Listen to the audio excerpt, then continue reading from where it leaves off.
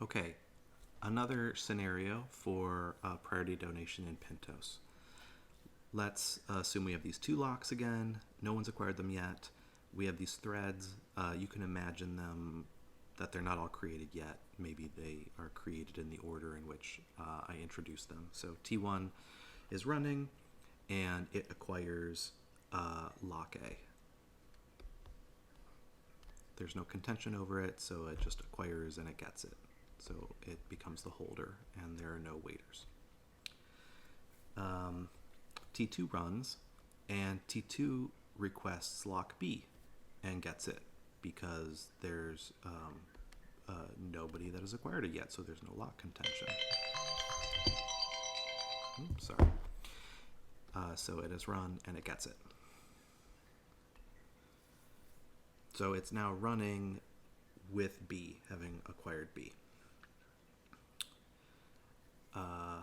And then it requests A. So it wants A, but it can't have it.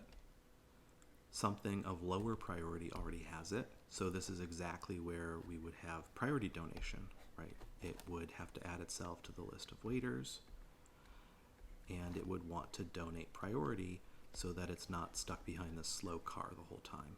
So this would be running with effective priority 12. T2 is running with effective priority 12. And T3 will say exists just now, effective priority 20, because it was assigned priority 20, and it's running.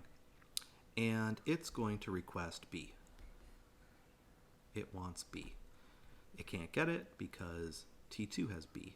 So it adds itself to the list of waiters, and this is exactly the scenario in which we would have priority donation, right?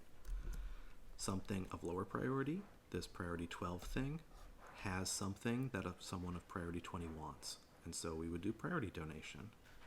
So this would in fact run with effective priority 20.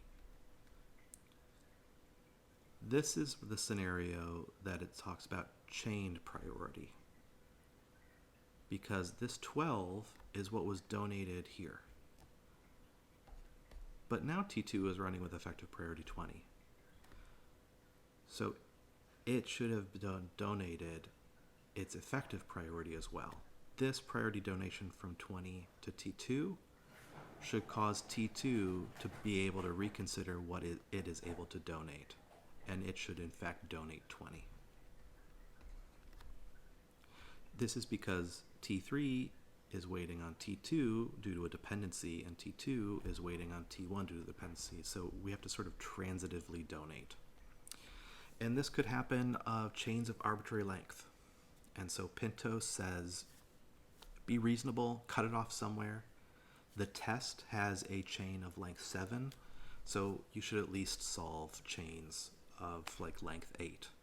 I don't know, maybe chains of length 7 or 8, whatever makes the test pass. But you don't have to do indefinite length priority donation in order to pass the tests. I hope that helped. Oh, and why don't I do the release? So let's say that so T2 is blocked.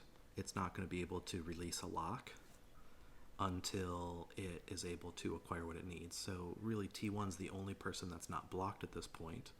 So it would be able to release the lock. So it would no longer be the holder. And it would try to wake up someone for the list of waiters. But because it was priority 10 and received these donations, it should drop back down to whatever its effective priority is, ignoring the donations it received via lock A. So in this scenario, this would drop back down to 10. And any scenario in which we are dropping our priority, in Pintos, for the priority scheduler, you should immediately yield, right? So this thing is now low priority. It should yield to things of higher priority. So now we have these two higher priority threads. I'm not sure which one will be scheduled first. I think this one, because it would go through the list of waiters and try to wake up a waiter. So T2 would actually go next. T2 would go next, and there's no lock contention now, so it would be able to acquire the lock. It would take itself out of the list of waiters. This arrow would go the other direction.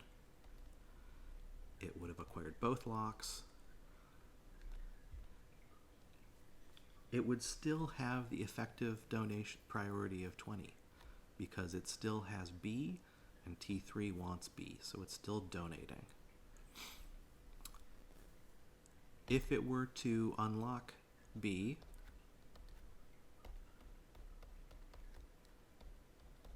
it would take itself out and it would lose that donation. It would lose that donation. And it would just have whatever effective donations it could receive through the resources it's holding. So if someone was currently donating something via A, it would still receive that donation. But in this specific case, it would go back to effective priority 12. And immediately yield, right? Because there could be someone of higher priority. And so it would immediately yield, which would allow T3 to run. And T3 it would be able to acquire B because there's no lock contention for B. And so it would be able to have B, would take itself out of the waiting list. It would put T3 as the holder of the waiting list. And it would probably continue to work until it exits, and then T2 would be scheduled to work until it exits.